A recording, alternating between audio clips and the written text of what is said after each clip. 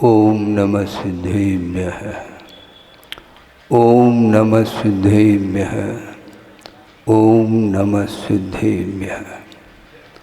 नमः श्री वर्धमानाय निर्धूत कलिलात्मने सालोकानां त्रिलोकानां यद विद्या दर्पणायते।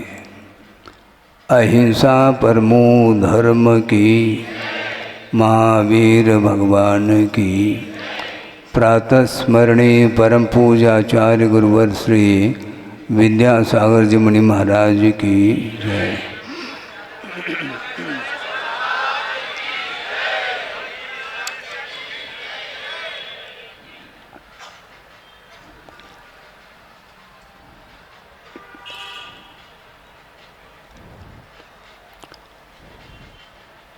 आज का यह पुनीत अवसर सर्वविदित है। गुरुदेव को स्मरण करने के लिए, उनको याद करने के लिए सब लोग उपस्थित हैं।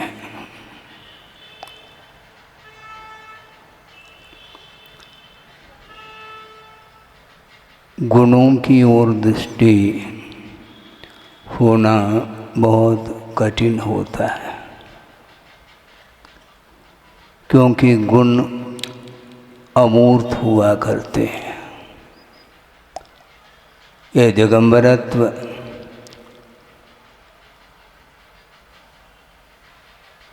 परिग्रह से मुक्त है और इस नग्न मुद्रा को देख करके इसके भीतर जो गुण हैं उस ओर ध्यान देने की आवश्यकता पड़ती है। कल भी आपने प्रातःकालीन समय में भी ये बात रखी थी कि बहिरंग परिग्रह अलग है और आभ्यंतर जो परिग्रह है वह अलग वस्तु है। बहिरंग परिग्रह का विमोचन मात्र होना पर्याप्त नहीं, क्योंकि पशु भी नग्न हुआ करते हैं। आप सुन रहे हैं? हाँ, पशु पक्षी ये भी नग्न होते हैं, तो उनके अंदर भी वैतरागता होनी चाहिए। ऐसा नहीं है। ये भीतरी जो नग्नता है वो अलग ही, वहाँ तक दृष्टि किसकी जा सकती है, क्योंकि गुरुदेव ने एक प्रसंग में कहा था कि शरीर की जो आकृति है, जो संस्थान हैं, वे विभिन्न प्रकार के हो सकते हैं। हुंडक संस्थान भी होता है, आपने शास्त्र में पढ़ा हो, और वह संस्थान मोक्ष मार्ग में बाधक नहीं। आकृति से क्या लेना देना है? दीर्घ सनन होना चाहिए जिसके माध्यम से मोक्ष मार्ग पर वह चल सकता है। और दूसरी बात यह है, तीर्थंकरों का जो शरीर है वह समचतुरस्र होता है, इसलिए जनबिंब जो स्थापित करते हैं आप लोग, तीर्थंकरों की प्रतिमा स्थापित करने में आती है। क्वचित कदाचित जैसे बाहुबली हैं, भरत हैं, और इधर मथुरा में चले जाते हैं तो जम्बू स्वामी की भी प्रतिमा स्थापित है। तो गुरुदेव ने ये कहा था कि तीर्थंकर जो होते हैं वह समचतुर संस्थान वाले होते हैं, इसलिए उनकी स्थापना की जाती है। यदि हुंडक संस्थान के साथ भी यदि मोक्ष को प्राप्त किया जा सकता है, इसमें कोई बाधा तो आगम से आती नहीं। तो हुंडक संस्थान को लेकर के कोई भी जिन बिंब की स्थापना यदि कर लिया जाए तो इसमें क्या बाधा है। गुरुदेव ने कहा था जिन धर्म की हंसी होगी, क्योंकि संसारी प्राणी रागी रहता है, वो कंपेयर करता है अपने शरीर के साथ। अरे जिन बिंब से भी यह हमारा शरीर तो सुंदर है, सामुद्रिक है, शरीर की ओर दृष्टि जाती है। रागी की दृष्टि वीतरागता में भी वह राग को ही देखता है, और जो वीतरागी होते हैं वो रागी में भी वीतरागता का दर्शन कर सकते हैं, करते हैं। क्योंकि स्वरूप की ओर जब दृष्टि जाती है तो जो कुछ भी शारीरिक जो स्वरूप है वह समाप्त हो जाता है। गुरुदेव का बार बार कहना रहता है कि देखो जिन बिंब के सामने खड़े तो हो जाते हो, किंतु केवल आकृति की ओर दृष्टि नहीं होनी चाहिए।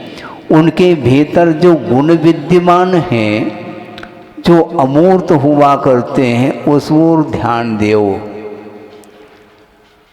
मैं प्रतिदिन देखता हूँ और वह दृश्य निरंतर वो बढ़ता हुआ पा रहा हूँ। सुबह उठते ही हाथ में क्या रहता है? मोबाइल। बस जैसे किसी को आशीर्वाद दे रहे हो।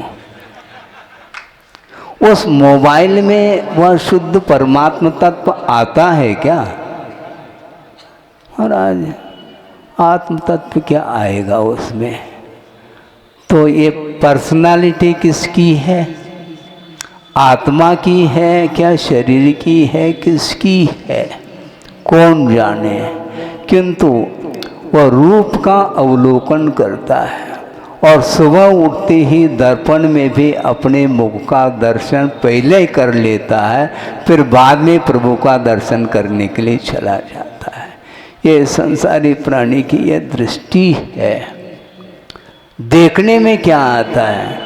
5 इंद्रियों के माध्यम से कभी भी आत्म तत्व पकड़ में नहीं आ सकता, शरीर ही पकड़ में आता है। इसलिए ये बाहरी रूप लावण्य को देख करके वह और आकर्षित होता चला जाता है। सोचो, विचार करो, तीर्थंकर जो होते हैं उनका दिव्य शरीर होता है, स्वर्गीय जो इंद्र हैं, सौधर्मिंद्र आदि, जिनका दिव्य शरीर तो माना गया है, किंतु उनका दिव्य शरीर भी भगवान के शरीर के सामने फीका पड़ जाता है। इतना दिव्य शरीर उनका रहता है इसके उपरांत भी। और दूसरी बात यह है, जब तीर्थंकर को केवल ज्ञान होता है तो फिर कहना ही चाहिए, कुछ कह नहीं सकते। इसके उपरांत भी समोसरण में विराजमान है प्रभु, किंतु एक क्षण के लिए भी अपने शरीर की ओर भी दृष्टि नहीं जाती। जैसे शंभो सागर जी ने कहा था ना कि कलकत्ता गए गुरुदेव और वह हावड़ा ब्रिज दुनिया देख रही है, किंतु उनकी दृष्टि उस ओर नहीं जा रही। उसी प्रकार समोसरण में विराजमान प्रभु अपने दिव्य शरीर को नहीं देखते। दृष्टि नासा पे धरे, न आशा पे धरे। हाँ, किसी वस्तु के प्रति उनकी कोई आशा नहीं है, कोई भी आसक्ति नहीं है। शरीर के प्रति भी आकर्षण जिसका नहीं रहा, तो अन्य पदार्थों के प्रति उनका कैसा आकर्षण रह सकता, नहीं रह सकता। ये सारा सारा विषय आगम ग्रंथों का आलोड़न करने से, स्वाध्याय आदि करने से ही वह सारा विषय सामने आ सकता है। मैं मूल विषय पर आना चाह रहा हूँ। गुरुदेव को वैराग्य हुआ। किसी सज्जन ने पूछा कि महाराज आपको वैराग्य कैसा हुआ? क्योंकि आपने तो कुछ संसार देखा ही नहीं है, आपने चखा ही नहीं संसार को, तो फिर आपको वैराग्य कैसा हुआ? तो गुरुदेव ने कहा जो चख रहे हैं उनको देख करके वैराग्य हुआ। उनके मुखाकृति को देख करके मुझे लगा कि मुझे उसमें प्रवेश नहीं करना है।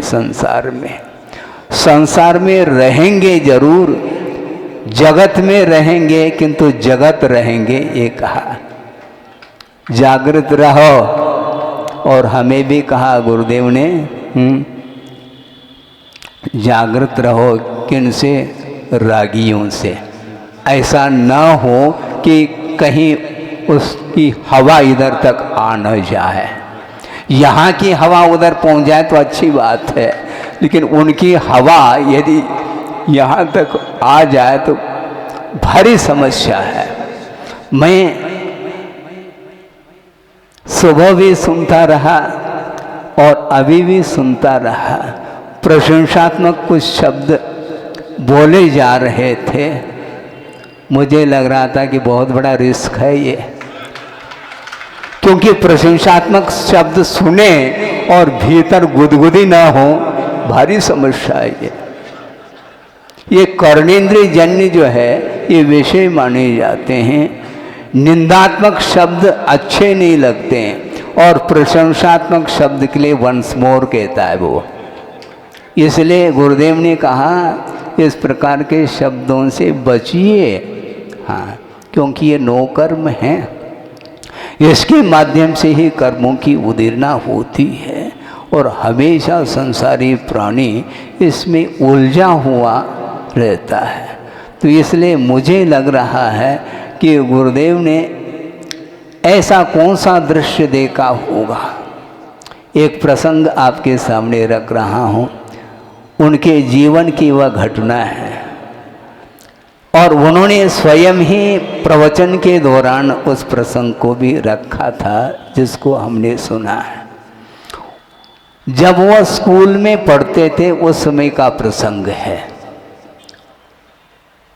क्योंकि आप लोग कहते हैं ना महाराज आचार्य महाराज का कोई प्रसंग ही नहीं सुनाते हैं, आप कोई संस्मरण ही नहीं सुनाते। ठीक है भैया, संस्मरण सुन लो, लेकिन खाली सुनने से कुछ नहीं होने वाला, ये ध्यान रखना है।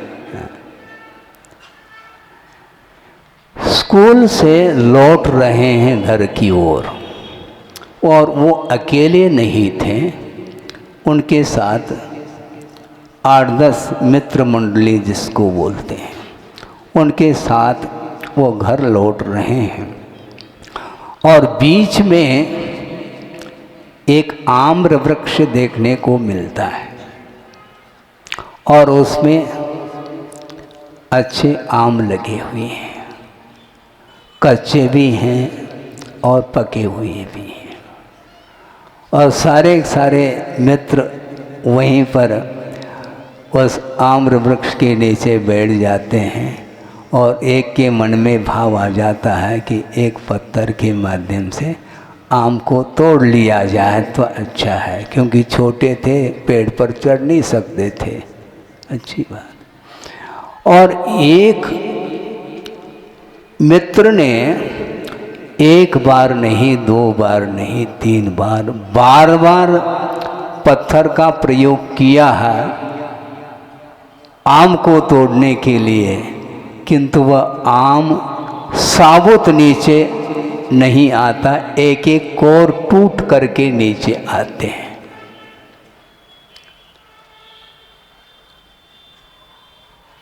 और गुरुदेव वहीं पर बैठे थे, उनने समझ लिया, उनको उपदेश मिल रहा है ध्यान रखो, महाराज इसमें क्या मिलेगा? धैर्य रखो, मैं बता रहा हूँ। और वह आम कच्चा था, एक एक कोर वह टूट करके नीचे आ रहा है। और 2-5 मिनट के पश्चात हवा चली और हवा के झोंके के कारण एक पका हुआ आम नीचे आ जाता है गुरुदेव के चरणों में। पर्याप्त हो गया उनके लिए उपदेश। इसमें क्या उपदेश मिला? ये मिला है जो कच्चा आम है वह साबुत नहीं आ रहा है, क्योंकि वह कच्चा आम उस डंठल से जुड़ा हुआ है और पका हुआ जो आम है वह उस डंठल के साथ उसका संबंध होते हुए भी ना के समान हवा के माध्यम से वह डंठल से टूट करके नीचे आ जाता है। गुरुदेव के लिए उपदेश मिल गया आम्र वृक्ष से। आपको क्या मिला? उन्होंने ये पाया है उसमें कि देखो, परिग्रह,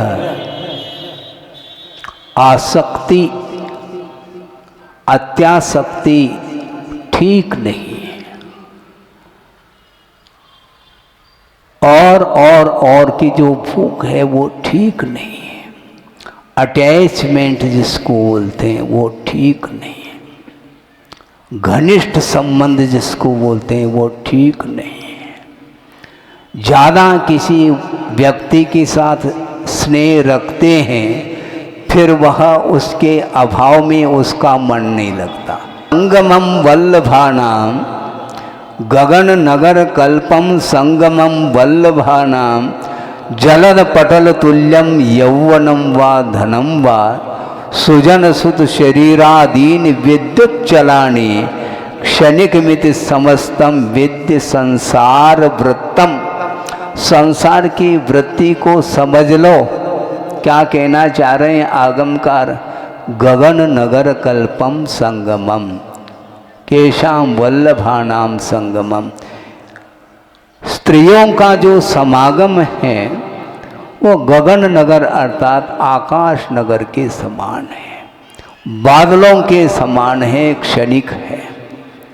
जलद पटल तुल्यम यौवनम, ये जल के जो ऊपर बुलबुले आते हैं उसी प्रकार ये यौवन अवस्था है, धन है आदि आदि, इनका समागम भी इसी प्रकार है।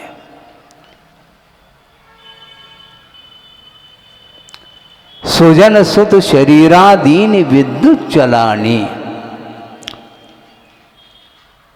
अड़ोस पड़ोस के लोग हैं, परिजन पुरजन लोग ये कैसे हैं? विद्युत के समान, यानी बिजली चमक गई। इसका अर्थ क्या? जिस समय चमकी उसी समय चली गई। वो बिजली चमक गई, वह टिकती नहीं वह बिजली। उसी प्रकार ये परिजन पुरजन ये तात्कालिक संबंध है, इनका मेरे साथ क्या संबंध है? कोई भी संबंध नहीं। इस प्रकार क्षणिक है संसार का स्वरूप। इस प्रकार उन्होंने निश्चित रूप से जान लिया होगा, अन्यथा उनको वैराग्य संभव नहीं। और वह निकल गए, कड़ गए हैं, हाँ वो निकल गए। वो कहाँ? सुना था पहले आचार्य देशभूषण जी के संग में पहुँचे। जयपुर में उनका संग था, हमने लोगों के मुख से सुना था। चूलगिरी, हाँ बिल्कुल देखा है। और वहाँ पर आचार्य देशभूषण जी का संग था। उस संग में वो पहुँचे और उन्होंने आजीवन व्रत भी ले लिया, ब्रह्मचर्य व्रत। सुनो, मैं समेट रहा हूँ, समय ज़्यादा न हो जाए, 4:45 बज चुका है। और आजीवन ब्रह्मचर्य व्रत लेने के उपरांत आचार्य देशभूषण जी का संग उत्तर से दक्षिण की ओर विहार हो गया संघ का। उसमें विद्याधर ब्रह्मचारी भी थे और साउथ की ओर यात्रा, और यात्रा करते करते श्रवण बेलगुला गोमटेश पहुंच गए। वहाँ पर दर्शन करके वापस उनका संग पुनः लौट रहा था। उस समय सुनते हैं आचार्य देशभूषण जी का बहुत बड़ा संग था, किंतु उस संग में सारे जो भी छुल्लक कैलक मुनि महाराज ये सारे वृद्ध थे, और वो दक्षिण मुल्क के ही थे, और इनको रुचि थी आचार्य महाराज को अध्ययन करने की, आगम का ज्ञान प्राप्त करने का बहुत ही तीव्र उत्कंठा उनके अंदर थी। और सुनते हैं आचार्य देशभूषण महाराज ने कहा, यदि ज्ञान का अर्जन करना चाहते हो तो आचार्य ज्ञान सागर जी महाराज, उस समय आचार्य नहीं थे वो, वहाँ पर तुम्हारा अध्ययन हो सकता है। आचार्य ज्ञान सागर जी महाराज दीक्षित होने के पूर्व में एक प्रकांड विद्वान थे। साहित्य के क्षेत्र में, न्याय के क्षेत्र में भी उनका अच्छा कमांड था, और वे अभी वर्तमान में वो उनकी कृतियां हैं, आप पढ़ लें। संस्कृत जो साहित्य का सृजन उन्होंने किया है, लगभग 3000 श्लोक प्रमाण जयोदय महाकाव्य लिखा है। सोचो विचार करो, जिस महाकाव्य में जय कुमार और सुलोचना इन दोनों का संवाद उसमें मिलता है, साहित्यिक ढंग से लिखा है। इसके अलावा और भी बहुत सारे काव्य उन्होंने लिखे हैं संस्कृत में। फिर बाद में उन्होंने ज्ञानार्जन के पश्चात उन्होंने चारित्र को अंगीकार किया था, मुनि बने थे और विख्यात हो चुके थे। इसलिए आचार्य देशभूषण जी ने कहा वहाँ जाकर के आपके लिए अध्ययन हो सकता है, संस्कृत प्राकृत आदि सीखना हो तो वहाँ पर पहुँचे। तो वहाँ पर पहुँच गए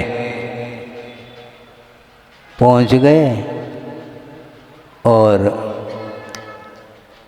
दर्शन करने के बाद आचार्य ज्ञान सागर जी ने पूछा होगा, क्यों ब्रह्मचारी जी कहाँ से आए हो? दक्षिण से आया हूँ। नामकरण विद्याधर है, बस पर्याप्त था। आचार्य ज्ञान सागर महाराज ने कहा, हाँ ऐसे ब्रह्मचारी तो कई आ चुके हैं और निकल चुके हैं, और तुम तो विद्याधर हो, क्या भरोसा विद्याधरों का? विद्या के माध्यम से निकल जाए तो बात तो लग गई आचार्य महाराज के लिए। उन्होंने कहा कि महाराज मैं विश्वास दिलाता हूँ, आज से आजीवन सवारी का त्याग करता हूँ। अब तो कम से कम रखोगे क्या? नहीं।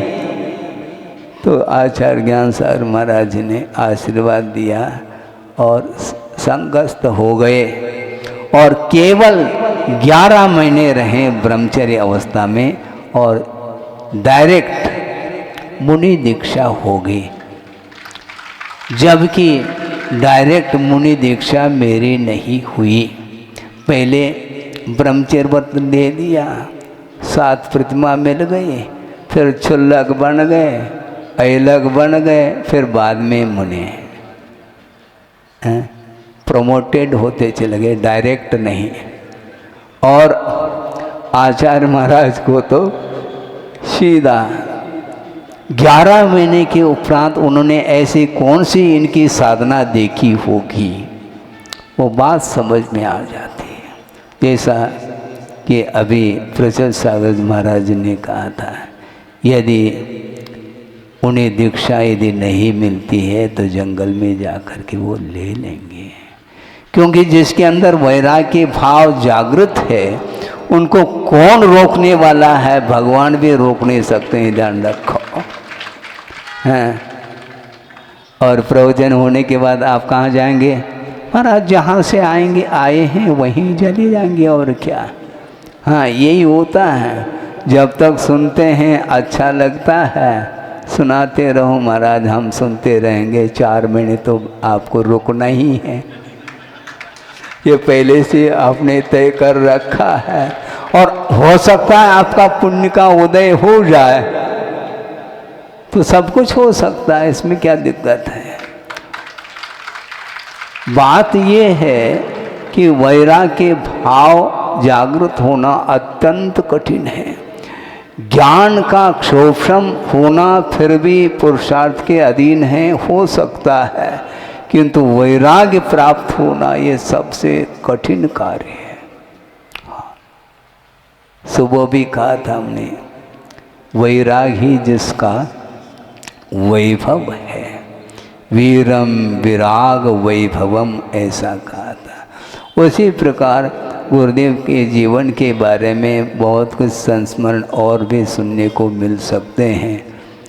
क्षमा सागर जी ने भी आत्मान्वेषी एक पुस्तिका निकाली है, उसमें भी विभिन्न प्रकार के संस्मरण हैं जो कि साहित्यिक ढंग से उन्होंने विषय को रखा है।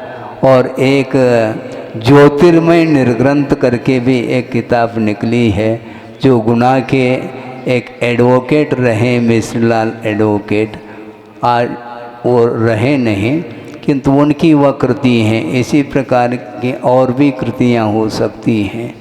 तो हाँ, विद्याधर से विद्यासागर, ये जबलपुर के कवि रहे, सुरेश जी सरल जिसको बोलते हैं। तो इस प्रकार साहित्य के क्षेत्र में कई लोगों ने गुरुदेव के जीवन गाथा के, जीवन वृत्त के विषय में लिखा है, और लिखते रहो, किंतु गुरुदेव तो लगते थे वो लिखना। एक और 2-5 मिनट ले लूँगा, मैं समाप्त कर रहा हूँ।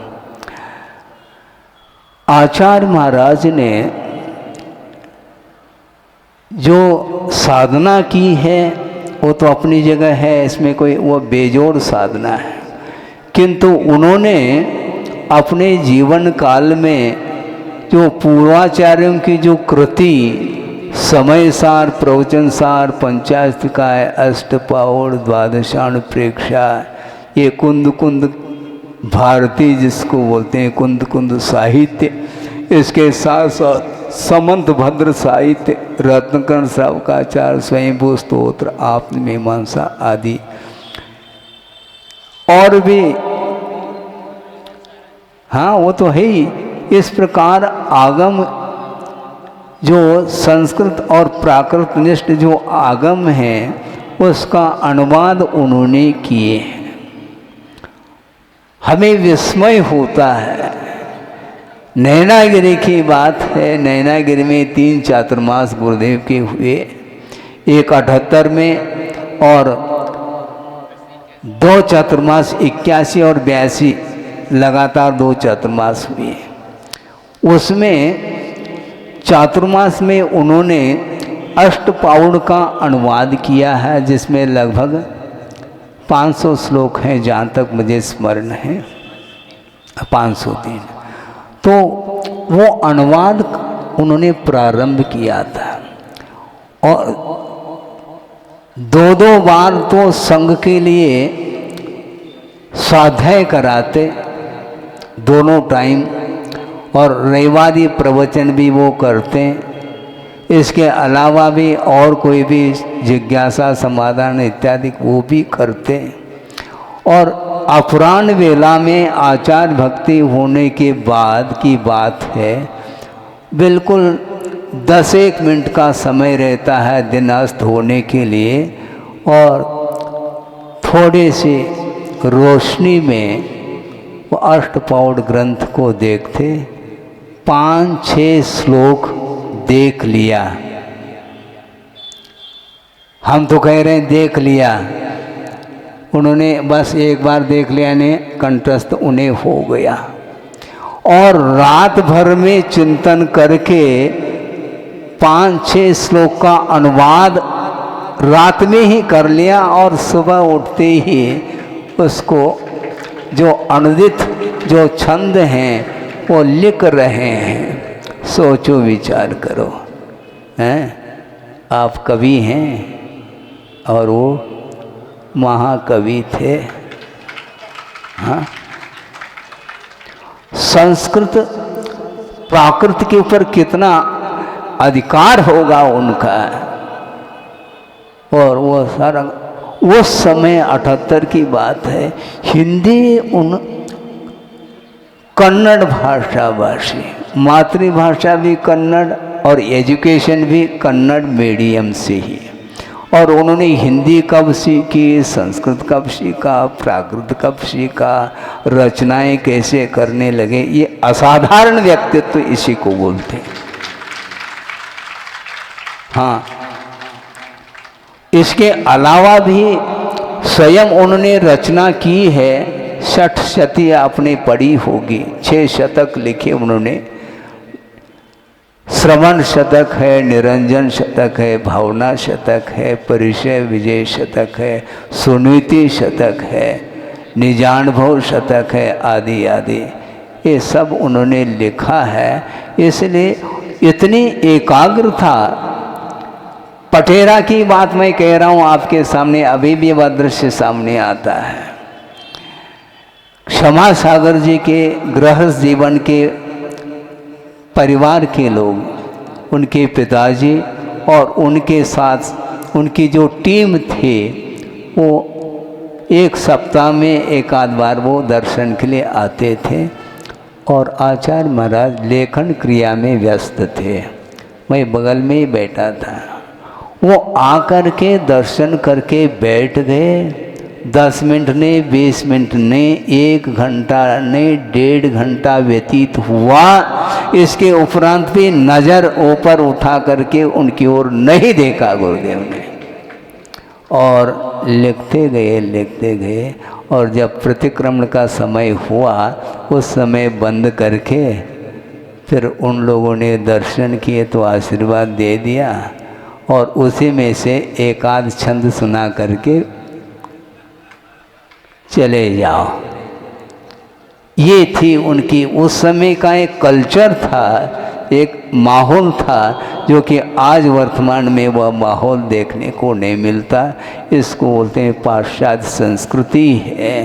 हाँ, मोबाइल का ज़माना है, टेलीविज़न का ज़माना है। ये इसके माध्यम से, क्योंकि आप लोग प्रवचन सुनते हैं, तालियां नहीं बजती। क्यों? इसलिए नहीं बजती, महाराज चुटकुले नहीं सुनाते आप। हाँ, चुटकुले, शेर शायरी, ये आदि आदि, इसके माध्यम से आपका मन, मनोरंजन में आपका मन लगा हुआ रहता है। ये ध्यान रखो, भोपाल में आया हूँ मैं, किंतु मनोरंजन के लिए नहीं, निरंजन पद को प्राप्त कर।